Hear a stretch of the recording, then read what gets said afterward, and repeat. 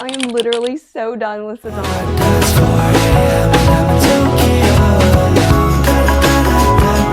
Today I'm actually doing a review of all of my favorite sweaters that I bought last fall and previously. I don't think I'm going to be personally buying any more new sweaters this year. Don't hold me to that, but I have several really beautiful sweaters that I purchased last year and the 2 previous years. So I really wanted to share those with you and see which ones are my favorites and which ones I kind of regret buying. Some of my favorite sweaters are from Quince. And if you saw my video last year on Quint sweaters in the fall, you'll recognize these 2 sweaters. I wear both of these quite a bit. They're both 100% cashmere and they are so nice. The cashmere material feels really thick and luxurious. I love both of these, and as it gets colder and colder, I will be pulling these out and wearing them all the time.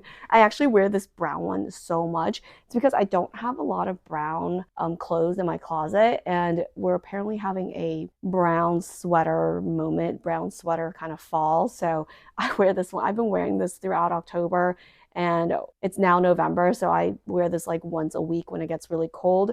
I haven't worn this blue one as much, but I love it. I love this color. It's like an ice blue, which is also kind of trending for fall, I think, for fall and winter this year. This blue is supposed to be the color of the season, and I just love this blue. I remember last year when I bought this, I really wanted some more blue in my closet, so that's why I picked this out. And this year, I know I said I wasn't going to get any new sweaters, but this year I did end up picking up this sweater from Quint. It's cotton, which is why I got it. It's a cotton cable knit. I have cable knit sweaters, but they're all like a wool polyamide blend, and it's honestly suffocating. Next is the viral sweater of last fall from 2025. This is the sweater that you see everywhere. There's several knockoff versions everywhere, and from looking at it, like from just stalking people who've posted different versions of the sweater, the original is the best, I can say. It's none of the other ones, for the price that you're paying for the other ones, none of them stand up to the quality of the original. And the original is by source unknown. Nobody will tell you where it's from. Everybody says it's from Oakenfort. Oakenfort is one of the dupes of this sweater, and they have a bunch of different colors. Actually, I think they have like 3 colors: gray, white, or cream, and brown. I'm not 100% sure. But they make a version of this, and I think it's like $100, $150. And I've seen people wear it, and it's just too slouchy. It's not thick enough to have the shape that this original one has. That being said, this is not wool. This is 100%, I believe, acrylic. I can't find the tag right now, but I believe it's 100% acrylic. It is hot. As you know, acrylic is like a synthetic brand. The sweater does not breathe. It is hot, and it is too hot where I am to wear this in the fall. I haven't really broken it out yet till just like November, just now. I think I wore it today for the first time, but it is hot. It just holds in heat like no other. If you've ever worn a polyester or an acrylic sweater, you'll know they just hold in heat and they don't breathe like a natural fiber like cashmere, cotton, or wool. So while I love this sweater, and parts of me regret buying it because it's so hot. Parts of me really love it because I love the oversized chunkiness of it. I just have this thing with like off-shoulder chunky sweaters, and this one is like off-shoulder and extra chunky. It is rather long. It is longer. It's not long enough to be a dress, but it's too long to wear without like tucking it in, the millennial tuck where you just tuck in the front of the sweater. Definitely needs to be tucked. So if you are like tall, this is a great option for you. Honestly, I don't think I would buy any of the knockoff versions just because this is so like hefty. This does only come in one size, and I would say it's like a medium to a large. If you're petite, this will swallow you. Probably not a good idea. If you're plus size, probably not a good idea because you're not going to get that really oversized look. If you're mid-size, this will probably be a good fit for you. I can only really speak from my perspective as a smaller person that this was a good fit for me, slightly too long. But overall, I do like this sweater. Do I regret buying this? No, because it photographs really well. Would I buy it again, that is up for debate. I would definitely not buy another one. Originally, when I got this, or when I saw it, I was like, which color should I get? I'll probably end up buying more than one. After owning it, I probably only really want the one, this cream color. I have other colored sweaters in other shapes and more breathable fabrics. But this is definitely a statement sweater if you ever wanted a statement sweater. I also got this sweater last year from Banana Republic. It is one of my more expensive sweaters. It is 100% cashmere. I did buy it during the Black Friday sale and it was like back ordered and shipped really late, but I gotta say, I love this sweater. So pretty. It actually has very Y2K vibes. First, it's off the shoulder. If I remember correctly, a lot of things in Y2K were off the shoulder, but I'm not 100% sure. But it's super long and it's fitted. You know how like kind of we're all into the oversized sweater? This is actually pretty fitted, which is more like a Y2K sweater. It's very similar in vibe to some of my Y2K sweaters from J. Crew and Banana Republic. I got it because I love this blue. It's so pretty and it's kind of long. So if you're wearing pants that are low rise, this is perfect because it will cover all of your midsection. It's very stunning. I wore this to work last year and my millennial coworker told me, oh, you look so Y2K, because we were having a conversation about that, about how Y2K fashion is coming back.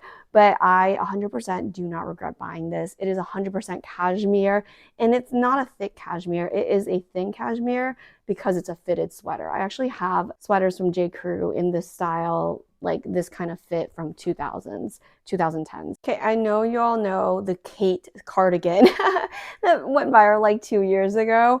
Well, I got one like last year that's kind of a similar vibe.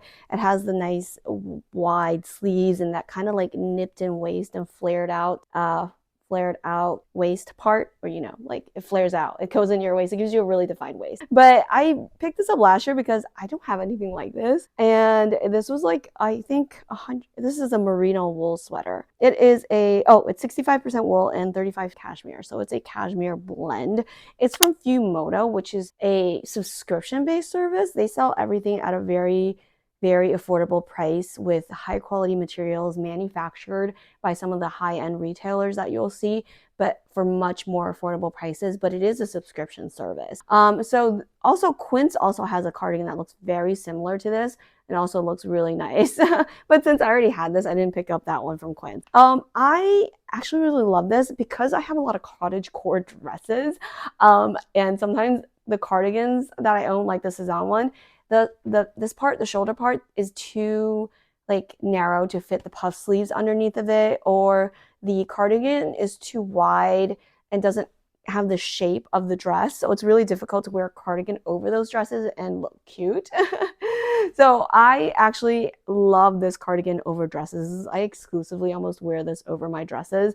Like if you see some of my posts, I have this over like a really puffy House of CB looking dress recently. I just love this cardigan. 100% would recommend it. I also picked up this sweater from the same brand last year.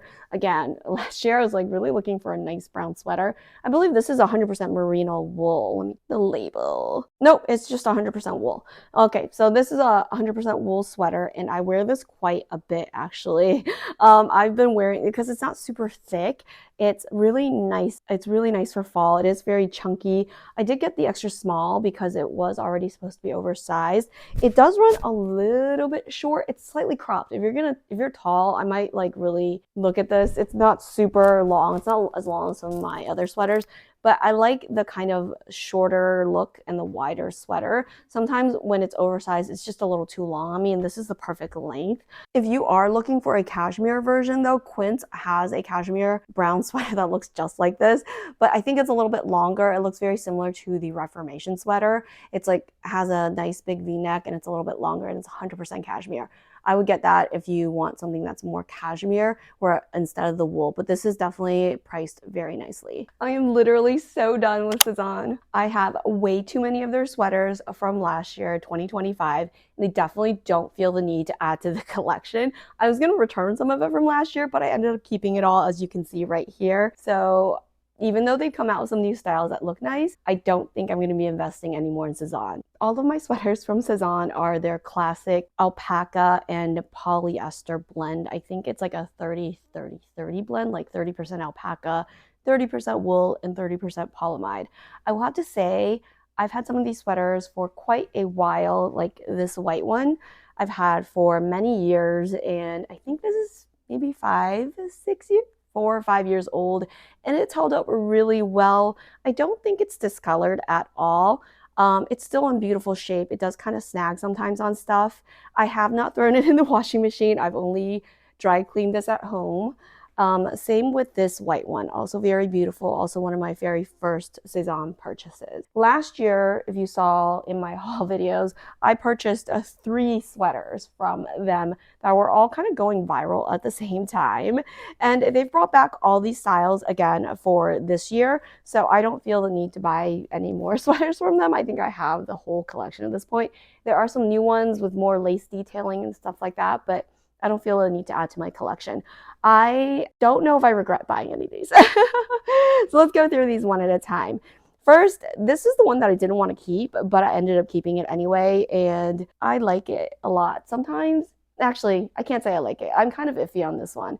I go back and forth between looking like a cool girl and an old lady in this cardigan. Honestly though, my daughter has stolen this sweater from me multiple times and she looks great in it and she loves it and it's really cute on her, so she keeps stealing it, and I guess that's the reason why I don't regret buying it. Overall though, if I would I purchase this again?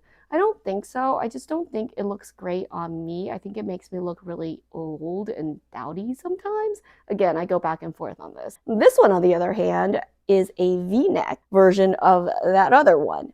This I don't regret buying. I did size up significantly in this, and I love this sweater. Again, sometimes though, when I see photographs of myself in the sweater, it looks terrible. I hate to say it, but I love it. Like when I look at myself in it, it looks great. But sometimes the photographs don't photograph well. The photographs are not photographing for me. I'm just not photogenic. Anyway, super cute sweater. I think the reason I like this more than the red one is because it's a V-neck. I have wide shoulders, and if you know, wide shoulders tend to typically look better with a deep V-neck because you have more space up here. It cuts up, it breaks up the upper body a little bit better, and it just overall looks a little bit better on me than the whole round neck, especially the chunkiness makes my shoulders look wider. I don't know, it just makes me look old. Anyway, I really love this, and I think maybe because I sized up so much in this one, it just fits, it sits better to me. And if you didn't know, I also bought a TikTok shop dupe of this. Let me know if you want a comparison video. But yeah, I don't regret buying this. Next is the Gaspar cardigan. This is one of their staple cardigans. I see them come out with every year. It's so funny. I wore this out like 2 days ago, and one of the other moms actually remarked, "Oh, is that sweater from Sezane?" I was like, "Yeah." She told me that she was actually trying to buy this last year and it sold out. I think I bought it really early on last year because I had my eye on it for a while. And I also don't regret buying this. It's a nice fit. It's not as thick and chunky as the other ones. So I don't have a cardigan quite like this. And I don't have any red cardigans, so it kind of stands out. I've worn this a lot. It is really pretty. And again, it's held up really well. Again, I only dry out my sweaters from Sezane at home. I did wash a similar fabric and I feel like it didn't come out well from another sweater I got from H&M. I don't think it came out well, so I'm probably not gonna throw any of those in the wash. I don't know who remembers this sweater. It was super duper viral, I think in 2001 and 2002 for the, I think, a Swedish girl or Stockholm aesthetic. It seemed like every blonde influencer on TikTok had this sweater. And yes, it's from H&M. It is a similar fabric to Sezane sweater. So if you are looking for a really puffy sweater, definitely check out H&M. I'm not 100% sure they have this one still, but it's because it's pretty old. But it was one of the first sweaters that was affordable with this like super wide sleeve, which I really liked. That's one of the reasons I got it. It's, you know, kind of just square and shapeless, I would say. While I don't regret getting this sweater, I regret getting two of this sweater. I have this sweater in another color. It's like a beigey color. So I like the pure white better. I don't know why I got the beige one. It just doesn't do anything for my skin tone. It makes me look actually really sad. So what I did was throw the beige one in the washing machine and let it air dry just to see how this fabric would respond to the washer. And so here is the one I stuck in the washer, and here is the one I've only, dry cleaned at home. So if you take a look really closely at these two, and if you could feel this one, the one I threw in the washer, feels like it felted, and this one is still super fluffy and light and airy. So I would not throw these in the washing machine. And this is one of the reasons why I have not thrown any of my Sezane sweaters into the washing machine, because of this, because it's the same composition as the Sezane sweaters. I just wanted to kind of see if it could be washing machine, and no, it can't. It kind of felt up. It's definitely not as soft and fuzzy as this one. If you can see, it's lost some of the hairs, like look how fluffy this one looks. It looks like a cloud, and this one's just kind of like a felty. It's definitely lost a lot of its fluffiness. I did it because I just really was curious if it would wash well, and I did. No, I didn't wash it in hot water. I have a hand wash cycle in my washing machine. And not only that, I stuck it into a laundry bag so it doesn't rub too much. So I stuck it into a laundry bag, put it in hand wash cold. So hand wash on my washing machine, and this is how it came out. I definitely, don't wash these like mohair sweaters. It's not gonna end well. I thought this might happen because my husband actually threw one of his mohair sweaters from J. Crew into the washing machine last year. It's actually one of my favorite sweaters that are brown. That's from him. I was so sad that he did this, but he also dried it by accident. So I thought it might have been drying it that led to the eventual felting and shrinkage of that sweater. He completely killed it. But anyway, so I thought maybe I could just wash it. No, don't wash it. Just dry clean at home like I do. I'll link the thing I use to dry clean these things at home down below in the description box, because everybody's always asking me, how do you dry clean at home? I guess this generation is not familiar with dry cleaning at home. I'm not sure how well it cleans, but it kind of refreshes your clothes. And honestly, if you're wearing t-shirts under these, I don't think they get that dirty. I've never really gotten my sweaters that dirty. I know this video was a little bit of a different format than my usual. I hope you enjoyed watching. Again, I'll link what I can find in the description box. And again, thank you so much for watching. Bye!